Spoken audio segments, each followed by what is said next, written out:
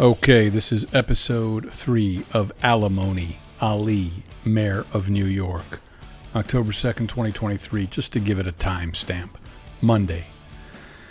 Again, this is a show, podcast, conversation, if I were to run for Mayor of New York. Ali is my first name, or Ali, depending on how you want to pronounce it. It's up to you. M-O-N-Y is Mayor of New York.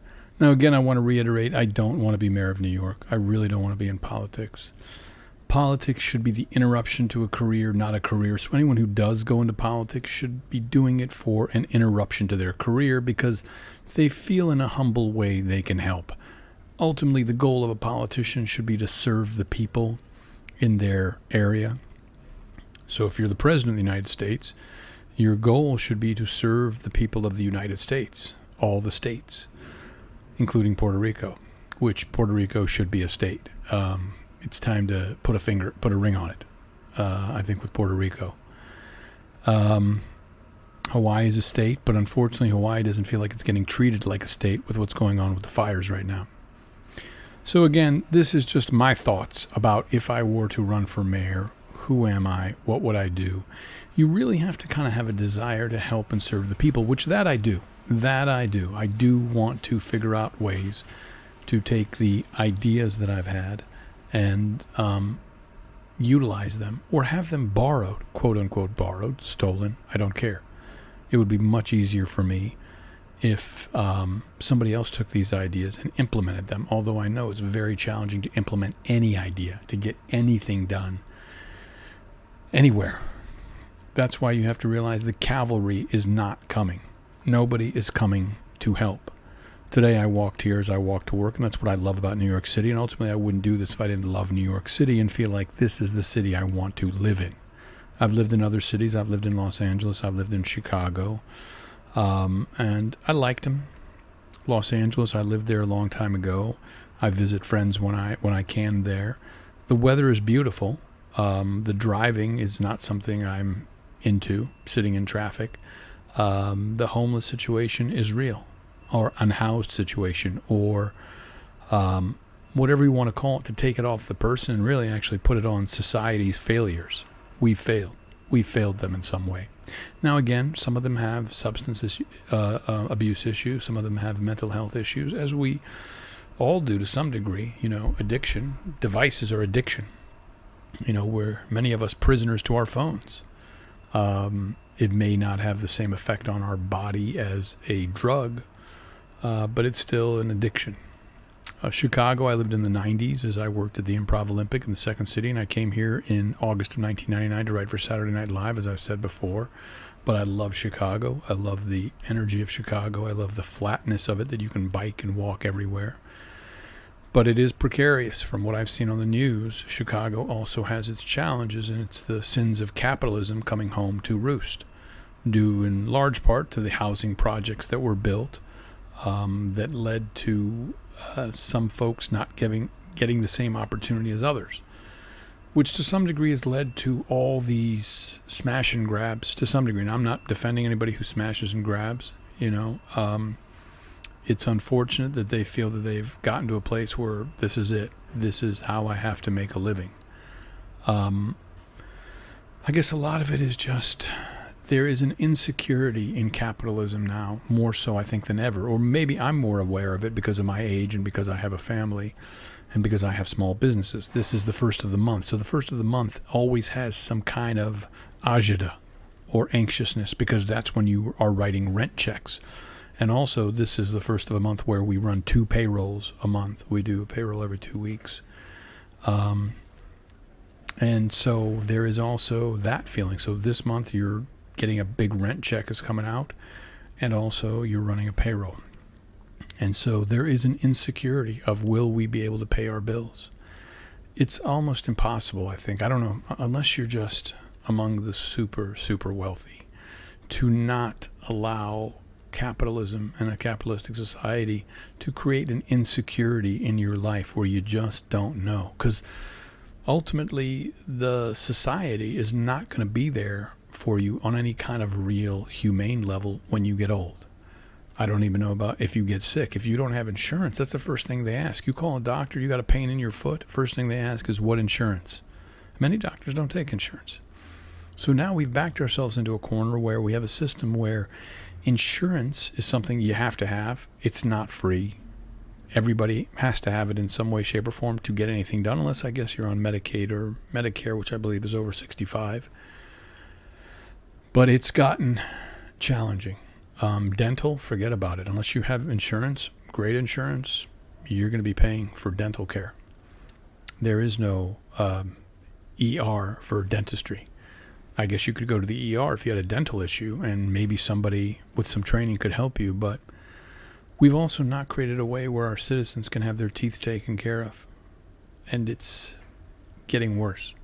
So I'm right now in kind of a low place because I'm writing these big checks for rent, and the rent has gone up. It goes up every year in a commercial lease, and our rent has gone up from when we first signed the lease in 2012 to now, and it will keep going up.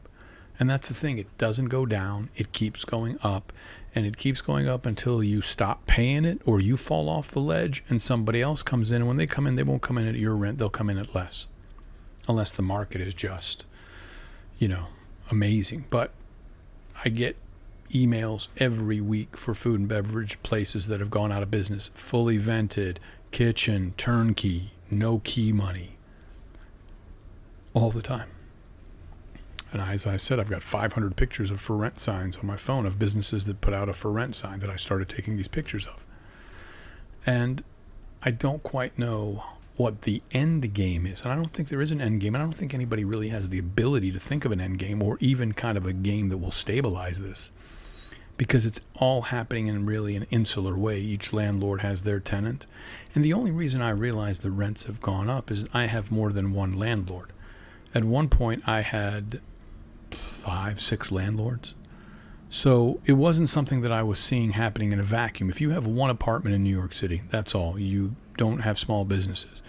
You have an apartment, you pay rent, you will see that your rent will go up every year. It'll go up some amount, unless it's rent stabilized or rent controlled, and even then it'll go up something.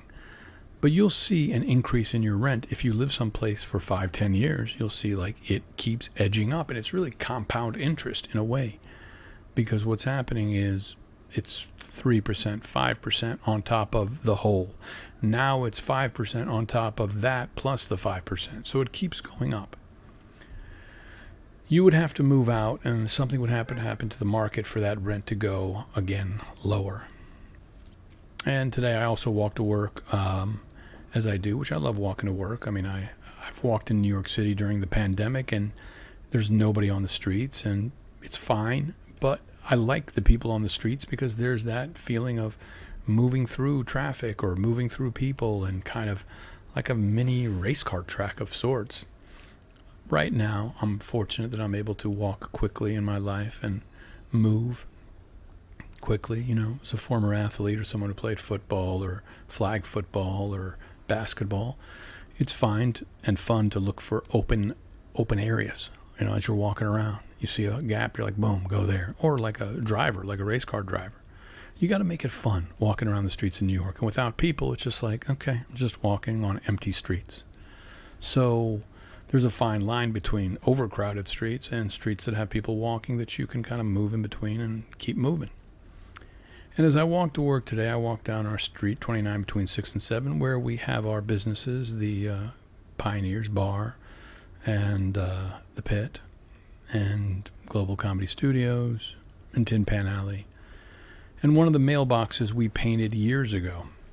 We painted it green. We painted gold trim around it, and we put a sticker on it that just said, this is your street, this is your city, this is your state, this is your country, this is your world. Keep it clean. And interestingly enough, that kept people from doing any damage to it.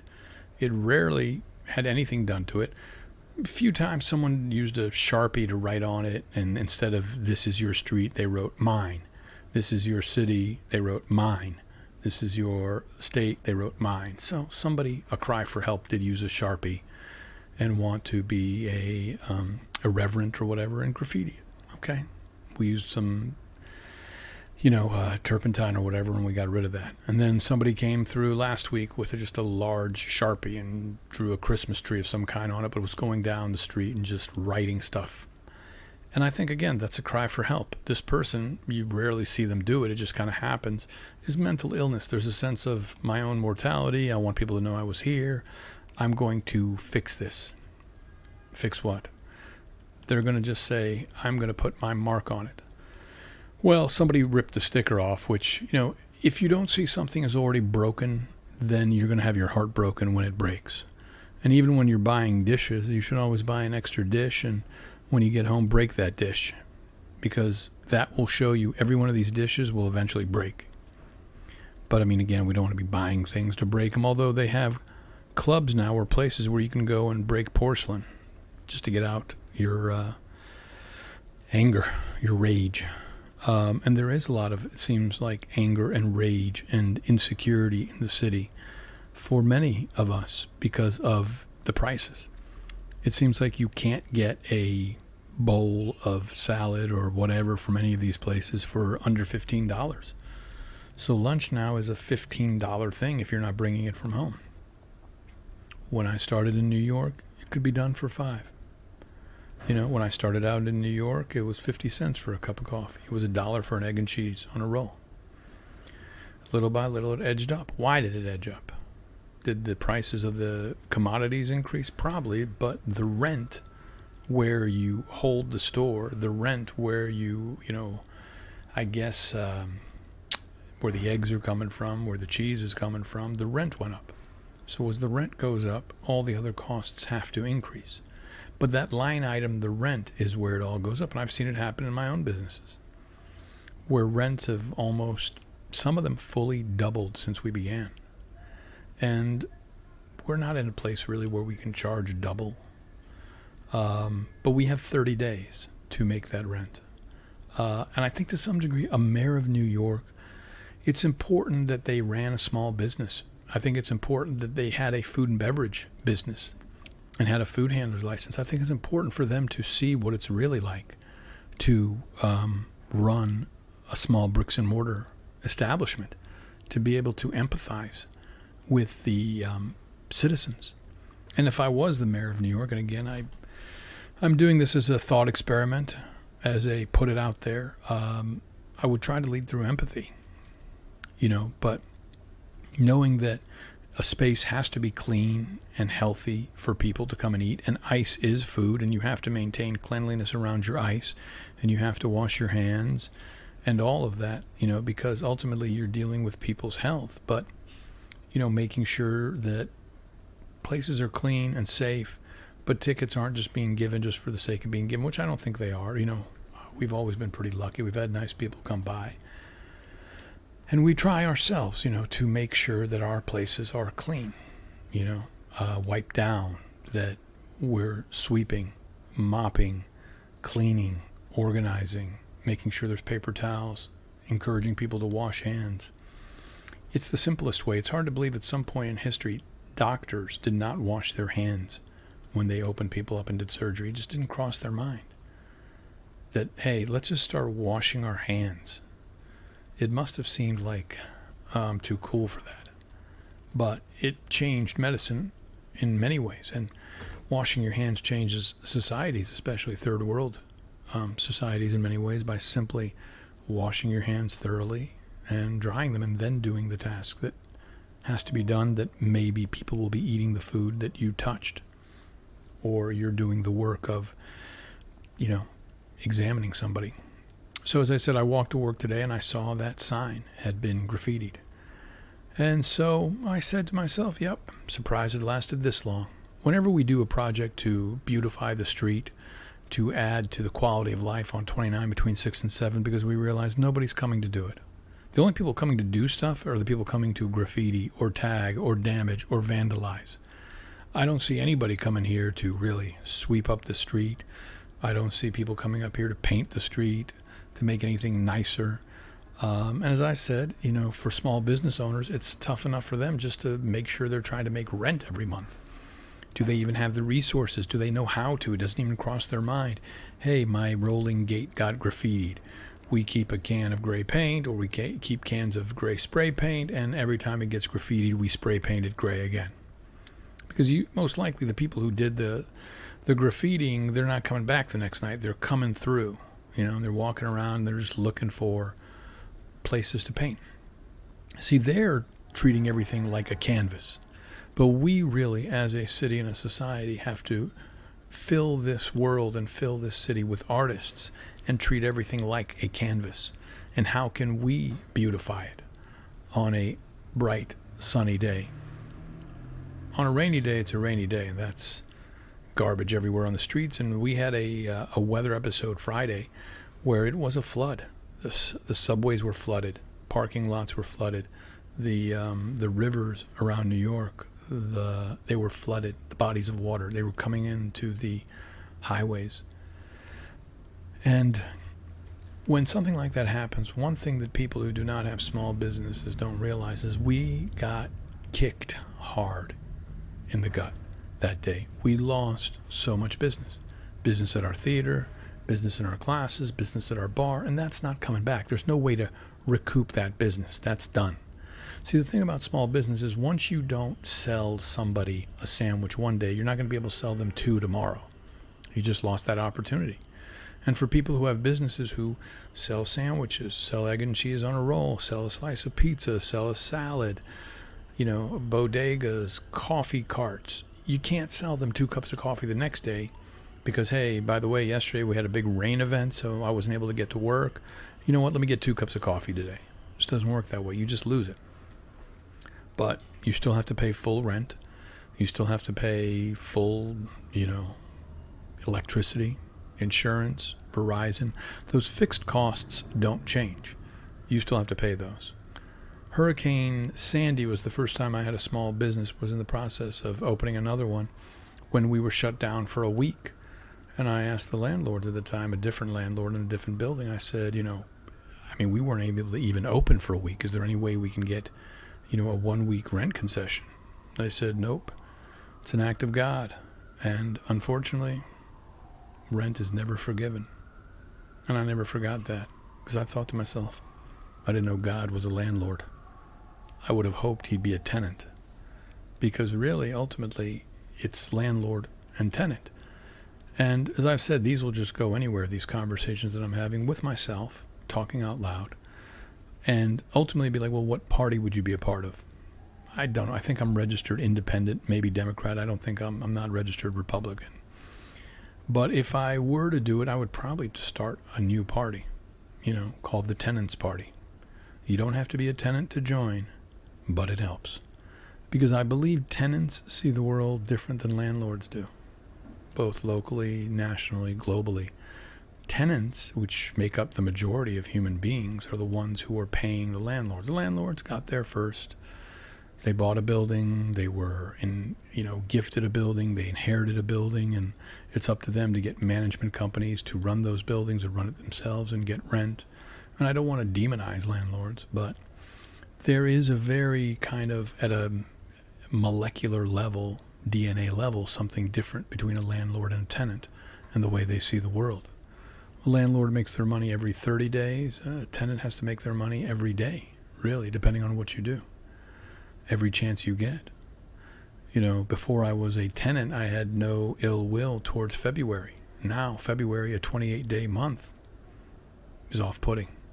I have some, unfortunately, animosity towards February. I love a 31-day month. I'll accept a 30-day month, but a 31-day month, beautiful. But a 28, 29-day month, challenging. Because you still have to give them the rent check, but now you give them the rent check in 28 or 29 days versus 30 or 31 days. I think that's the elephant in the room, though, is the rent. And that's something we have to really consider and think about. What do you do? Because once you start talking about rent, people start talking about the free market. They talk about communism. They talk about... But there is, and I've said there's many things I'll repeat, so I don't know if you'll listen to these or who will listen to these. There is minimum wage, which, fine. I mean, again, that's a conversation maybe for a different day. But, and I think if you didn't have minimum wage, there are places that would pay below minimum wage, but they might give people jobs who are like, hey, I just need a job. I live at home. I want something to do part-time. I need spending money. And you might create jobs at small businesses if you didn't have to pay, in New York it is, $15 an hour. Although I do think nationally we should get to $15 an hour. And that's the challenge, is seeing both sides of the coin. The side of the coin that makes me think, like, yes, their minimum wage should be 15 nationally. There should be a national minimum wage. But also, it's like, how do you get a state to say, look, we pay $7 an hour, $7 an hour? Wow. I know that California is increasing it to $20 an hour for fast food workers. But again, they keep going after the smaller entities to say, look, you as the employer, you pay more an hour. Okay, but are you going to talk to my landlord? Are you going to talk to my insurance company? Are you going to talk to my energy supplier? Are you going to talk to my phone supplier, my data supplier? How come they don't have a cap? I have to pay a minimum, but they don't have a maximum they can go up to. And if I go out of business, so it goes. Someone else comes in. The show must go on. Or they don't rent it and they get some type of tax benefit for leaving it empty and what they would have gotten. So I think it's a big conversation. You know, it's kind of a global conversation because landlord-tenant is a global conversation. And sometimes even countries become tenants to other countries, where a country is actually a landlord to another country because they've loaned them so much money. And the relationship, the dynamic becomes that of landlord and tenant. But none of us own anything. I realize that. You know, there's property tax, so you will never own something outright. Even a landlord has to pay property tax. They have to pay insurance. They may have some type of, maintenance costs. They may have some type of mortgage on the property. So even landlords run the gamut of they own the property outright. They own no debt on the property. And I've had landlords like that. I had a landlord once. I won't mention their name, but they said they had 5.5 million square feet of property debt-free. Done. It's been paid for. They've been building and buying properties for 100 years. So they only made the deals they wanted to make. And they had the cost of running the space, the building. They had insurance costs. They had property tax costs. And then the rest was the profit of running buildings and the rent they got. And they've got to benefit from market rate or piggyback on it, right? They didn't need to charge market rate because they owed nothing on the property.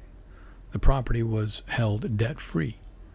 But someone who owes money on a property may have to charge higher. And the market rate, I know, established by who? By banks. You see, I've seen a lot of banks go out of business in the past 5 years. And initially, I saw something happen maybe 10, 15 years ago where banks started taking up a lot of space. So by taking up that space, they artificially increase the rent because they pay more in rent.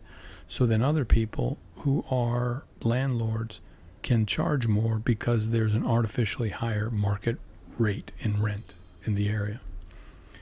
But most businesses would not take a chance to go between avenues. I mean, I'm talking about chains and corporate businesses. They want avenue businesses, meaning they want to be on 7th Avenue. They want to be on 6th Avenue. They want to be on 5th Avenue. They don't really want to be on 29th between 6th and 7th Avenue because there's no really foot traffic. Did it sadden me a little bit to see that graffitied mailbox? Sure, it did. I was like, okay, I wish I could see a video of who did it, why they did it. But there was some anger, something about it that bothered them, that someone had made something nicer. And there are people out there in this world who are disruptors. They're cry for helps. Disruptors are those who are honking. They're catcalling. They've got engines that are revving louder than necessary. They are disruptors. They seek to disrupt other people's lives because their lives have been disrupted. Those who are inappropriate with other adults or with children, they are disrupting. Their lives were disrupted in some way, so they continue that cycle of disruption by disrupting somebody else's life, a young person's life. That's the challenging part. I mean, I was thinking about it yesterday because yesterday in the news, a little girl went missing on a camping trip and now they're looking for her. But there are predators everywhere, and all they do is they're out there looking. They're looking for unlocked cars. They're looking for phones that are being charged. They're looking for laptops that are left unguarded. They're looking for children who are by themselves. They're predators. Now, some predators are going to just smash through your door. They're going to come in with a gun and they're going to take what they want to take because they feel like they have no other option. They don't know how to get a job. They don't have any skills to get a job. They don't want the kind of job that can be offered to people if you have no skills. You can train up, but I don't know. They say there is a shortage of workers out there. I don't see a lot of want ads in windows of places. Everywhere that I see, it seems like they have enough workers, but maybe it's in different areas. Maybe it's not in New York City. But unfortunately, this disruptor, snatched this little girl. It's heartbreaking, absolutely heartbreaking. How do you deal with that level of mental illness? Because I don't know if you're going to change people who are disruptors. They are traffickers. Because to them, it's just something they have sold their soul to whatever idea of the devil, or they sold their soul to unconsciousness or a cognitive dissonance that has been created where they simply, it's mine. This is how I make money. And the first rule of capitalism is to create consumers. And so these guys, these people out there trafficking, are creating consumers, trafficking people. It's complicated. The problems are complicated. The solutions are easy. Why you drink alcohol? It's complicated. Solution's easy. Stop drinking. Just don't drink alcohol. It doesn't work for you. Again, as I said, this is, I think, and a mayor has to be able to talk to people in a kind of an authentic way where they don't feel like they're being conned. Any politician does, and it seems like every politician I listen to now, they sound like it's an act, which I get it. I get that you have basically traded a myriad of characters for one character, and this is your character now, and this is who you're going to play. And the who you once were before you took on this voice, before you took on this persona, it's long gone. That's in childhood. Your voice changed, you started becoming this person, and then all of a sudden you start speaking in a certain way, and that's how you speak now. Actors, are either going to play themselves or they're going to play a character. And there's only a limited number of characters an actor has in him, really good characters that aren't caricatures. Sketch comedian may be a little bit different, but they are still limited. And that's the challenge, is listening to all these people, and I'm like, I don't believe this is you. I believe this is some character, some form of you, some version of you, but not you. And I think the people yearn for some level of authenticity. Just talk to me. Just be human. Just tell me that you're also not sure how you're going to fix this. That the problems are giant. That it's not a local thing in New York City. It's national, global. How is New York City going to deal with the migrant crisis? The migrants are coming from other countries. In a way, these countries have kind of declared war on America and on New York City by sending us their military-aged or men, because they have no jobs for them, no money to pay them in the military, and they're afraid those men will eventually start a revolution and revolt and cause more problems. So they want to get them out of the country. The older men want to stay in the country, and they want all the fruits of that nation, all the rewards or the resources, but they want the young men out. Now, as I said, I don't want these things going over 29 minutes, 59 seconds. I think that's enough for each of these to be. I think an hour is almost too much. So I'm going to begin to little by little wrap it up and let you know that, look, we did something. We spoke for a little bit. ALI-M.O.N.Y, ALI-M.O.N.Y, Ali, Mayor of New York. Again, I do not want to be the Mayor of New York. I have the utmost respect for anyone who's done the job and who does the job right now. I'm not even sure I want to be a politician. I don't know if I have the bandwidth for that. I just want to run my little small businesses, do the best I can while I'm here to help as many people in the world of comedy, small-time comedy theater. But I do love New York City, and I want to help New York City best I can.